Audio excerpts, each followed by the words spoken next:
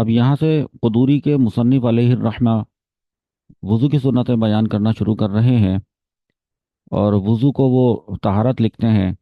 تو آپ لکھیے، اور پھر بعد میں آپ کو سمجھاتا ہوں۔ پہلے عربی عبارت اور اس کا ترجمہ لکھ لیجئے۔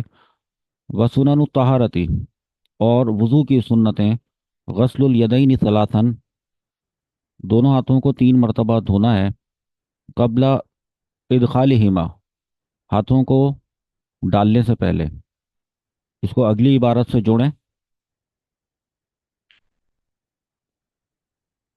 قبل ادخالہما الاناء، ہاتھوں کو برتن میں ڈالنے سے پہلے۔ اذا استيقظ المتوضئ، جب وضو کرنے والا جاگے، من نومہ، اپنی نیند سے۔ اب اس بات کو سمجھ لیں اور سنیے کہ دیکھیے کہ وضو کی جو سنتیں ہیں اس میں سب سے پہلے آ رہا ہے کہ دونوں ہاتھوں کا 3 مرتبہ دھونا۔ آپ کو پتہ ہے کہ ہم جب وضو کرتے ہیں تو دونوں ہاتھوں کو گٹوں سمیت 3 مرتبہ دھوتے ہیں۔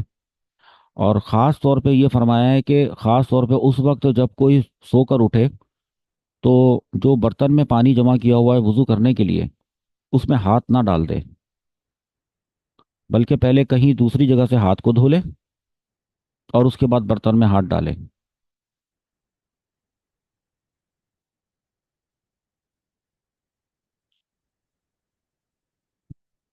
آپ چاہیں تو اس طرح بھی لکھ سکتے ہیں کہ 1 2 3 4 5، ایسی فہرست بنا کے بھی اس عبارت کو لکھ سکتے ہیں۔ جہاں جہاں آپ کو آ، واو عاطفہ نظر آئے گا تو آپ کو پتہ چل جائے گا کہ یہاں سے دوسری سنت شروع ہو رہی ہے۔ تو آگے لکھیے کہ وَتَسْمِيَةُ اللَّهِ تَعَالَى فِي ابتداء الوضوء، اور وضو کی ابتدا میں بسم اللہ الرحمن الرحیم پڑھنا۔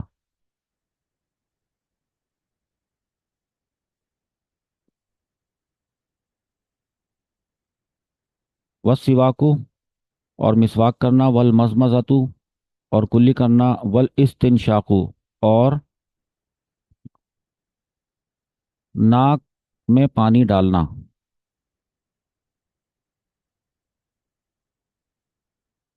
وَمَسْحُ الْأُذُنَيْنِ،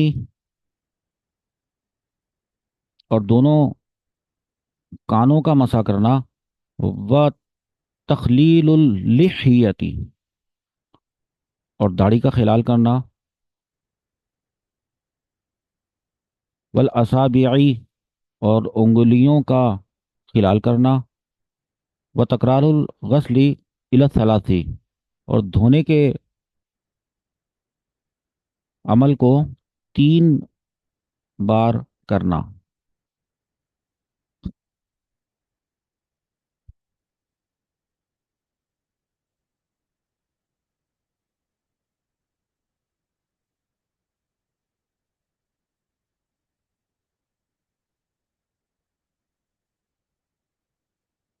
اچھا، اب یہ یستحب للمتودی، یہ آئے گا کہ وضو کرنے والے کے لیے کیا کیا چیزیں مستحب ہیں۔ تو اس سے پہلے ذرا یہ جو کچھ سنتیں گزری ہیں، ان سنتوں کے بارے میں کوئی اگر اختلاف ہے تو وہ آپ کو بتا دیتے ہیں۔ کہ جیسے مثال کے طور پہ وتسمیۃ اللہ تعالی، کیا وضو کرنے سے پہلے بسم اللہ الرحمن الرحیم پڑھنا یہ سنت ہے؟ یہاں تو لکھا ہے کہ ہے۔ کیا اس میں دیگر فقہا کا کوئی اختلاف ہے؟ تو آپ کو دکھاتے ہیں، دیکھیے کہ حاشیہ میں لکھتے ہیں وتسمیۃ اللہ تعالی، یہاں پر دیکھیے قال فی الہدایتی، ہدایہ کتاب ہے، اس میں فرمایا گیا کہ الاصح انہا مستحبۃ، صحیح تر قول تو یہ ہے کہ بسم اللہ پڑھنا وضو سے پہلے یہ مستحب ہے، نہ کہ سنت۔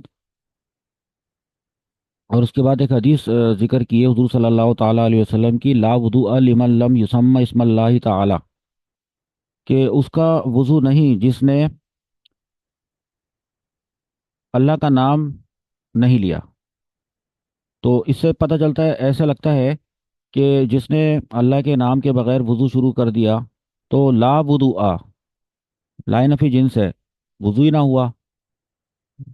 تو اس حدیث کو کس چیز پر محمول کیا جائے گا، تو آگے لکھا ہے والمراد بہ نفی الفضیلتی، تو یہاں پر جو مراد ہے اس حدیث سے فضیلت حاصل نہیں ہوگی، ٹھیک ہے؟ تو یہاں پر جو ہم نے ابھی پڑھا وہ تسمیت اللہ تعالی فی ابتداء الوضوء، یہ قدوری کے مصنف کے نزدیک وضو کی سنت ہے۔ اور رہی بات یہ کہ یہ فرض کیوں نہیں ہے، یا یہ جیسے کہ امام احمد رحمۃ اللہ تعالی علیہ کے نزدیک تو یہ شرط ہے، اور وہ اس کو وضو میں شمار کرتے ہیں، اور وہ کہتے ہیں کہ اس کے بغیر تو وضو ہوتا ہی نہیں ہے۔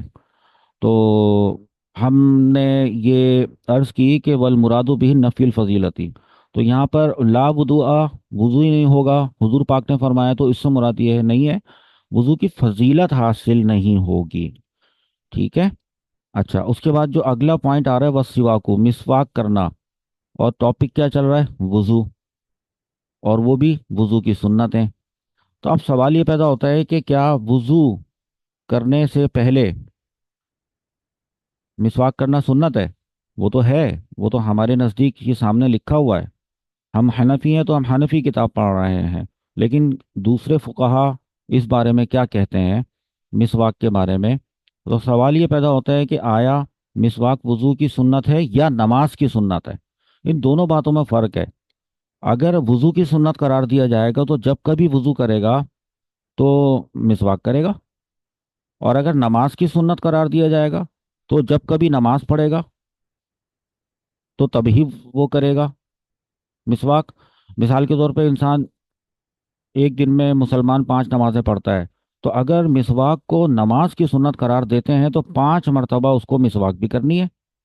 لیکن اگر ان 5 نمازوں میں وہ شخص پورے دن بھر میں ایک ہی وضو سے پانچوں نمازیں پڑھ لیتا ہے، اگر وضو کی سنت مان دیں، مان لیں مسواک کو، تو اس نے پورے دن بھر میں ایک ہی مرتبہ وضو کیا ہے، تو ایک ہی مرتبہ وضو کرنے کا مطلب ہے کہ ایک ہی مرتبہ مسواک ہے۔ تو سوال یہ پیدا ہوتا ہے کہ اس کو وضو کی سنت کہا گیا ہے جیسے کہ ہم نے کہا ہے، یا نماز کی سنت کہا گیا ہے؟ اب اس میں امام شافعی کا اختلاف ہے۔ یہ جو ٹیکسٹ میں آپ کو دکھاتا ہوں نا، اس کو نوٹ ڈاؤن کر لیا کریں، کیونکہ میں اب اس کی کوئی ڈکٹیشن تو نہیں دے رہا آپ کو، میں تو سمجھا رہا ہوں۔ امام شافعی فرماتے ہیں مسواک نماز کی سنت میں سے ہے، وضو کی نہیں، یعنی جب جب نماز پڑھے گا تب تب مسواک کرے گا۔ اور وہ فرماتے ہیں دلیل کے طور پر حضور اکرم صلی اللہ تعالی علیہ وسلم کی حدیث مبارکہ کہ قال رسول اللہ صلی اللہ علیہ وسلم لولا ان اشق علی امتی، اگر مجھے اپنے امتی پر مشقت کا خوف نہ ہوتا، لامرتہم بالسواک، تو میں ضرور ان کو مسواک کرنے کا حکم دیتا۔ یہاں تک تو بات ٹھیک ہے، لیکن آگے فرماتے ہیں عند کلی صلاتن، ہر نماز سے پہلے۔ تو یہاں تو لکھا ہے عند کلی صلاتن، تو اس کا مطلب یہ ہوا کہ جب جب نماز پڑھے گا، چاہے وضو کرے نہ کرے، پہلے سے باوضو ہو، نماز پڑھے گا تو یہ نماز کی سنت ہے، یہ نماز کی سنت ہے، یہ امام شافعی فرماتے ہیں، اور حدیث آپ کے سامنے ہے۔ اچھا، ہمارا موقف کیا ہے امام اعظم امام ابو حنیفہ کا؟ کہ وہ یہ کہتے ہیں کہ دراصل عند کل صلاتن والی حدیث میں یہاں پر عندہ کے بعد اور کلی سے پہلے ایک لفظ ہے وہ محذوف ہے۔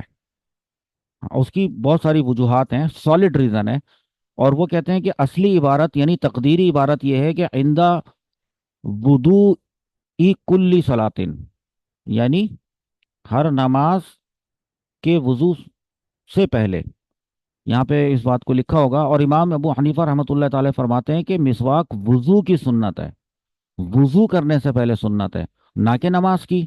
اور وہ استدلال اسی حدیث سے کرتے ہیں کہ لولا ان اشق علی امتی لامرتہم بالسواک عند کل صلاتن، ہی بات ہے میں کہتے ہیں، فرماتے ہیں کہ اس حدیث میں عندہ کے بعد وضو ان، یہ مضاف ہے، محذوف ہے، ٹھیک ہے؟ یعنی عبارت بن رہی ہے عندہ وضوء کل صلاتن۔ تو ایک تو آپ کو یہ مسواک کا مسئلہ ہم نے بتایا۔ جب دوسرا مسئلہ آئے گا، اور یہاں پہ آئے گا ول مدمزتو ول استنشاقو، اور اس کے بعد جو بات آئی تھی کلی کرنا، ناک میں پانی ڈالنا، ٹھیک ہے؟ و مسح الاذنین و تخلیل اللحیۃ والاصابع و تکرار الغسل الی الثلاث، ٹھیک ہے؟ کلی کرنے کے اندر ایک معاملہ ہے. اب کلی کرنے کے اندر جو معاملہ ہے وہ میں آپ کو پہلے بتاؤں. اور کلی اور ناک دونوں دونوں کا معاملہ. اور وہ معاملہ امام شافعی رحمۃ اللہ تعالی علیہ اور ہمارے امام اعظم رحمۃ اللہ تعالی علیہ کے درمیان ہے. امام شافعی فرماتے ہیں کہ تین چلو سے کلی کرنا اور ناک میں پانی ڈالنا بھی سنت ہے. تین چلو سمجھتے ہیں نا؟ اب دیکھیں وہ استدلال فرماتے ہیں کہ حضور صلی اللہ علیہ وسلم نے ایک ہی چلو سے کلی بھی کی، اور وہ جو چلو میں پانی لیا ہوا تھا کی، اور ناک میں پانی بھی ڈالا. اس طرح تین مرتبہ کیا. تین مرتبہ والی بات پہ تو وہ ٹھیک ہے، یہ والی بات کہ تین مرتبہ کلی کی اور تین مرتبہ ناک میں پانی ڈالا. لیکن جو پانی آپ صلی اللہ تعالی علیہ وسلم نے لیا تھا وہ ایک بار لیا تھا، اور ایک بار ہی وہ اتنا سارا پانی تھا کہ اس سے کلی بھی کر لی اور اس سے ناک میں پانی بھی ڈال لیا. آپ صلی اللہ تعالی علیہ وسلم نے اسی پانی سے اسی چلو سے ایک ہی چلو سے تین بار کر لیا، تو تین بار کے اوپر عمل ہو گیا، تو تین بار کرنا سنت ہوا. اور ایک ہی چلو والی بات.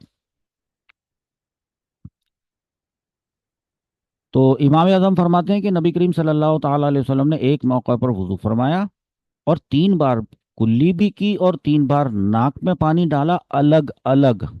یعنی ہر دفعہ نیا پانی لیا. یعنی تین مرتبہ کلی کرنے میں تین مرتبہ پانی لیا، تین مرتبہ ناک میں پانی ڈالنے کے لیے تین مرتبہ پانی لیا، ٹوٹل چھ مرتبہ پانی لیا، الگ الگ لیا. تو ان دونوں موقف جو اوپر امام شافعی کا ہے نیچے امام اعظم کا، ان دونوں میں تین بار تو کامن ہے. تین بار کرنا ہے یہ کام تو سنت ادا ہو جائے گی. تین مرتبہ کرنا سنت ہے، کلی کرنا ناک میں پانی، صرف پانی ہر دفعہ نیا لینے میں بات ہے. تو اب امام اعظم فرماتے ہیں کہ ہم جب بار بار پانی لے رہے ہوتے ہیں نیا پانی، تو ہماری سنت بھی تین مرتبہ ادا ہو جاتی ہے، آپ کی بھی تین مرتبہ ادا ہو جاتی ہے، لیکن ہماری سنت میں نظافت زیادہ ہے، یعنی صفائی زیادہ ہے. یہ بات سمجھ میں آئی؟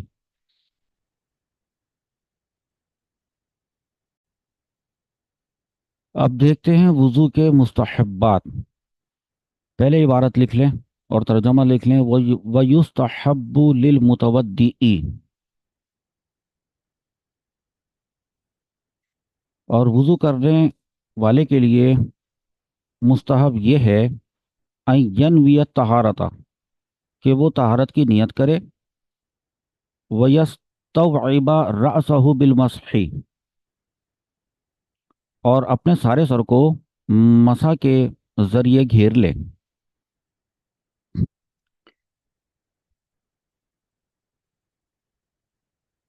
آگے لکھیں وَيُرَتِّبَ الْوُضُوءَ، اور وضو کو ترتیب وار کرے.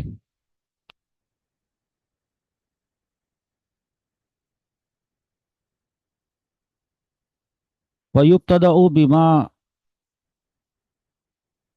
بدأ اللہ تعالی بذکرہ.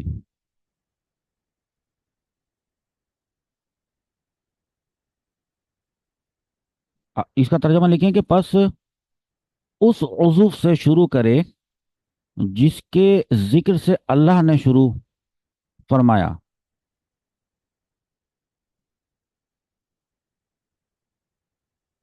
یہاں پر ایک بات سمجھا دوں، یہ تو ترجمہ تھا. اللہ نے ذکر فرمایا سے کیا مراد ہے؟ قرآن پاک میں اللہ رب العزت نے فرمایا تھا، جو اس کتاب کے شروع میں سب سے پہلے آیت آئی تھی کہ اذا قمتم الی الصلاۃ فاغسلوا وجوہکم. سب سے پہلے کس چیز کا ذکر فرمایا؟ فاغسلوا وجوہکم. اب سب سے پہلے اپنے چہرے کو دھو. پھر وایدیکم الی المرافق. تو یہ ایک سیکوینس چل رہی ہے. اللہ تعالیٰ نے سب سے پہلے چہرے کا ذکر کیا. تو دھونے میں یہ بھی چہرے سے شروع کرے گا. اب یہ مستحبات چل رہے ہیں. اب آگے لکھیں کہ وبل میا منی، اور دائیں طرف سے شروع کرے.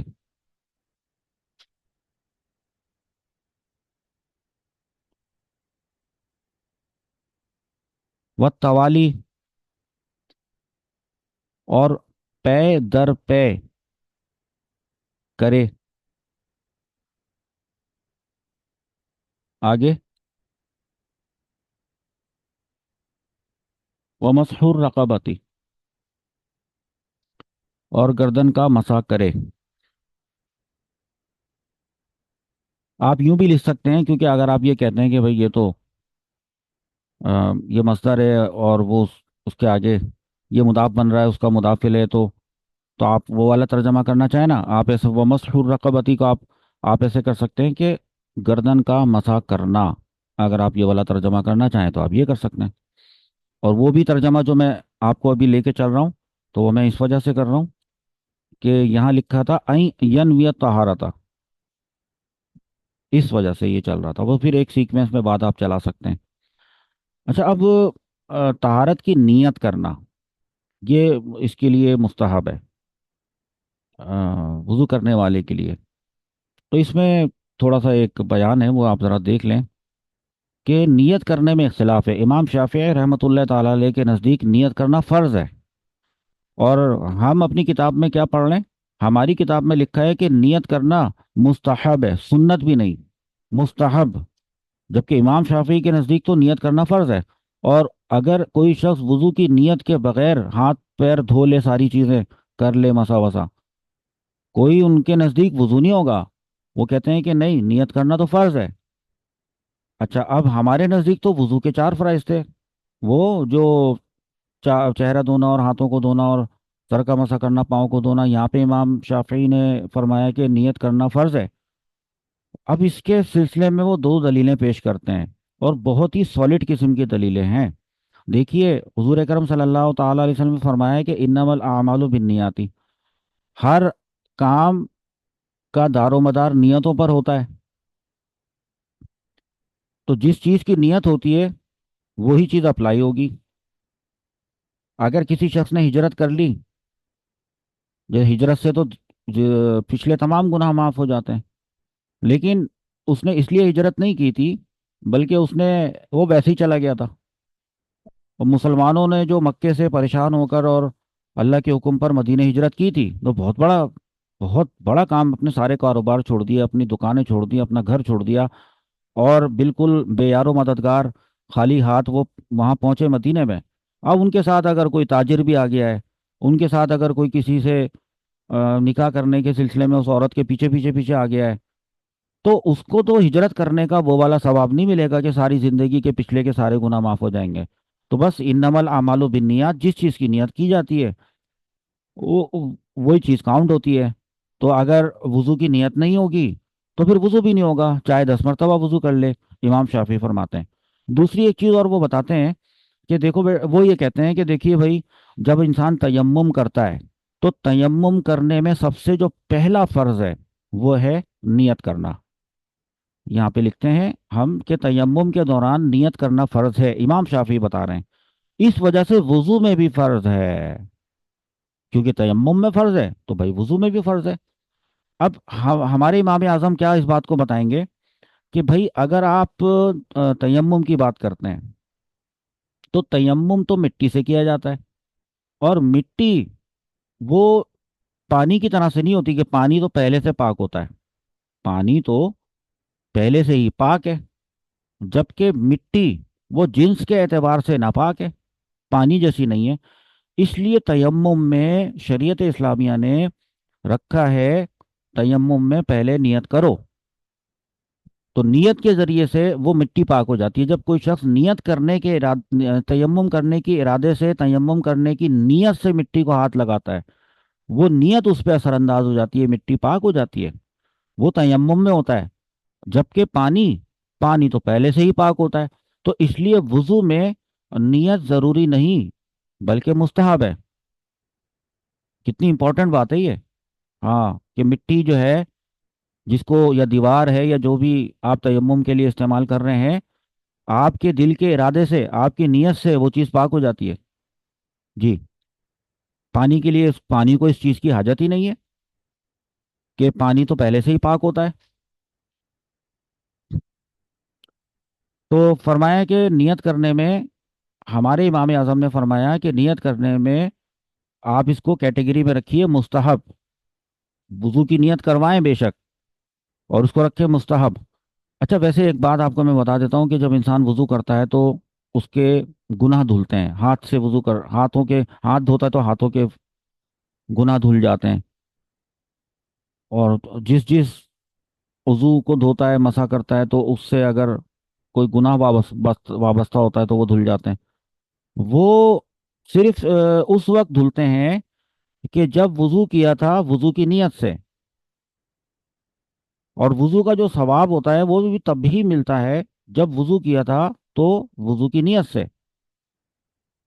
اب یہ ایک الگ بات ہے کہ اگر کسی نے وضو کی نیت سے نہیں کیا تھا، ویسے ہی وہ منہ ہاتھ دھونے کے لیے گیا تھا اور باہر نکلنے کے بعد پتا چلا کہ اس نے وہ تمام اعضاء دھو لیے ہیں جو وضو میں دھونا ہوتے ہیں، تو پھر کیا اس کا وضو ہو چکا؟ ہاں بالکل اس کا وضو ہو چکا، حالانکہ اس نے نیت نہیں کی تھی، لیکن اس کا تو اس نے وہ سارے کام کر لیے جو کہ وضو میں کیے جاتے ہیں، تو اس کا وضو ہو چکا، لیکن بغیر نیت والا وضو ہوا۔ تو جب بغیر نیت والا وضو ہوا تو دیٹ مینس کہ اس بغیر نیت والے وضو میں ثواب حاصل نہیں ہوا اور گناہ نہیں دھلے۔ تو بہتر تو یہ ہے، اسی لیے کہتے ہیں مستحب پڑھنا بہت ضروری ہوتا ہے، کہ کوئی چیز مستحب ہے تو مستحب کا یہ مطلب نہیں ہوتا کہ وہ کوئی غیر ضروری چیز ہے۔ آگے چلیں۔